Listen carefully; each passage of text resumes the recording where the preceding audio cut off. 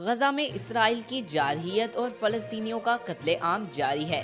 صہیونی فوج نے شجاعیہ کو ملبے کا ڈھیر بنا دیا، جبکہ رفح اور خان یونس میں بمباری سے 12 فلسطینی شہید ہو گئے۔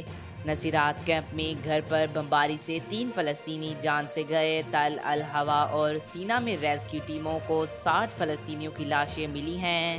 غزہ کے شہری دفاع کے ترجمان محمود بسال نے الجزیرہ کو بتایا کہ غزہ شہری کے تل الحوا کے پڑوس میں کم از کم 60 لاشیں ملی ہیں۔ ترجمان کے مطابق غزہ کی شہری دفاع کی ٹیمیں زندہ بچ جانے والوں کو بچانے کے لیے آگے بڑھیں تو انہوں نے درجنوں کو شہید پایا، جن میں زیادہ تر خاندان، خواتین اور بچے شامل تھے۔ کچھ لاشیں موقع پر ہی دفن کر دی گئی ہیں اور دیگر کو قریبی ہسپتالوں میں لے جایا گیا۔ کئی لاشیں اب بھی ملبے تلے دبی ہیں۔ اسرائیلی فورسز قریب ہی تعینات ہیں اور امدادی کارروائیوں میں باقاعدگی سے خلل پڑ رہا ہے۔ خان یونس میں برطانوی امدادی ادارے کے 4 کارکن اسرائیلی فورسز کی درندگی کا نشانہ بن گئے۔